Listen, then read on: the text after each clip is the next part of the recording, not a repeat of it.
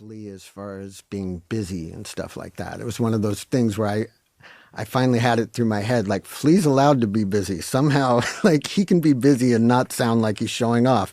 If I do it, it sounds like I'm eating into everybody else's space, you know. I was appreciating stuff like Led Zeppelin where you notice Jimmy Page, his playing, he gives so much space to the drums. He's often not playing.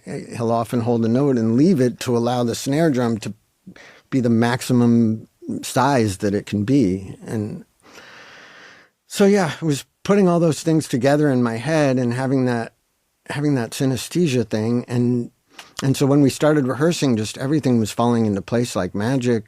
And yeah, I had that talk with you at Cantor's, and I became really psyched about the idea of you producing us, and we all talked about it, and that's what everybody wanted to do. And the real exciting thing that we all noticed right off the bat was that you were the opposite of what Michael Beinhorn had been. You weren't putting any pressure on us. Your skill of listening was apparent immediately. You were there to listen, and you had no thought to impose yourself on the music or the direction at all. Like, you spoke when there was something you had to say, and you were silent the rest of the time. And it was really inspiring to us because that, in a way, that not pushing yourself on things, that's exactly what I had come to right around that time when I ran into you in Cantor's, was like, wow, like, I don't need to force myself on the music. I can let music happen without proposing to like attack it, you know. And me playing that way made Flea sound better, and that inspired him, and he started backing off and not playing quite as busy himself. And we all just got really into listening to each other and supporting each other.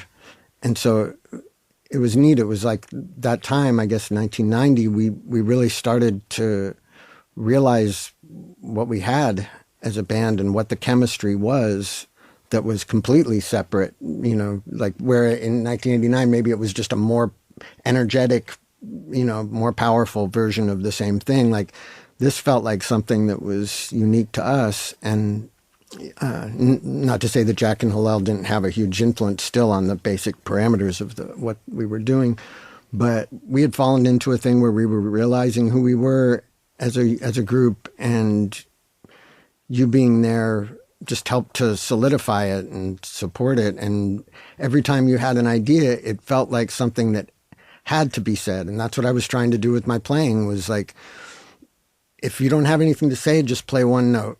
And if you hear that a second note needs to be added, then play a second note, you know. And it seemed to me that that's how your contributions went. Everything you did made a huge difference to the overall thing. And a lot of it was about creating space, you know. A lot of your ideas had to do with like, we were all being more conscious of the space that we were creating between each other's instruments and each other's notes. And you emphasized that same thing, like telling me not to play for a whole verse, or telling, you know, Chad to lay out for this part, or Flea to lay out for this part, or for everybody to do a complete silent pause right here, you know, like all those kind of ideas were mind-blowing for us at the time. There were things we never would have thought of, you know. And your whole drum machine, what I perceived at the time, your experience with drum machines, because I don't know, had you worked with a lot of drummers at that point? You had worked with mostly drum machines. Right, yeah. So it I just mostly seemed programmed everything. Yeah, so it was really neat, like when you were helping Chad with a kick drum pattern or whatever, and like, it really seemed like it was this drum machine mentality going into a real drummer, and it was really inspiring, and it felt really fresh and new, you know. And all that stuff was really inspiring. In that period of time of writing that record, I think of as being like the happiest time of being in the band, you know, in that first period. That's great. I can remember being at the Alley one time, exactly this story you told. I can't remember what song it was, but I remember saying, and I can't remember who I suggested it to, is like, okay, not everybody has to play from the beginning of the song. What's it like if Flea lays out until the chorus, or John lays out till the chorus? Let's try. What's it like if we lay out till the second verse? What does it do? Let's hear it. Yeah. And just like thinking about it. And I didn't have a idea of what would work or not. It was just a way of thinking of how can we create more space, and how can we do things that allow the material to develop without having to keep adding more things later. You know, like if you take something away in the beginning, then when the normal third instrument comes in, it feels like an event, and we haven't had to add anything. We did it by taking something away. And exactly. I remember having that conversation. It felt like it was a big deal at the time because it worked. Whatever thing we were trying it on, it worked. And it was like, oh, this is a new tool in the bag of tricks of things that can work, you know? Really. And again, I think I'm assuming that your experience producing hip hop was an influence on it because of the constant muting and unmuting that takes place when you're making that kind of music. It was absolutely. It was basically like you were muting the guitar for the first verse and saving it for the second verse. You know, like we were all conscious that was where you were coming from, and it was so neat to hear those ideas being applied to a rock band. You know, like. It just made us think in a way that just wouldn't never have occurred to us. We write the verse, that's what we play in the verse. You know, we think of ourselves as a unit. We don't think of ourselves as like separate. So it was really neat to hear how space could move things along. And I wound up needing to do less overdubs on that album as a result of exactly what you're saying. Like I've often looked back and go like, how did I get away with doing so few overdubs and still the songs feel like they developed from beginning to end? And I think it's the arrangements. Absolutely. Yeah. I remember we were, again, I don't remember which songs were when, but we had gotten to the point where it seemed like we were ready to make an album. And then there was some record label stuff going on where we weren't allowed to go into the studio, and ended up writing for probably close to another year. So there was already an album's worth of material that had things been normal, we probably would have recorded. Yeah. And then instead we used that time to just write a bunch more songs. And again, I don't remember which ones came earlier, which ones came late, but I know a bunch of good ones came late too. You know, I think there were good ones on both sides. Yeah, we decided that there was no way we were going to be on EMI anymore because they were taking too much control away from the band, like editing the record without consulting us. The mix was done without consulting us. We never approved any mixes.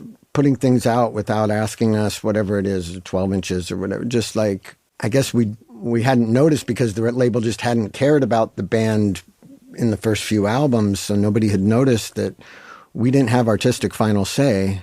Mm-hmm. And so we really wanted to be with a label that trusted us and was going to allow us to be ourselves and allow us to have artistic final say. And it turned out there were several who were willing to give us that.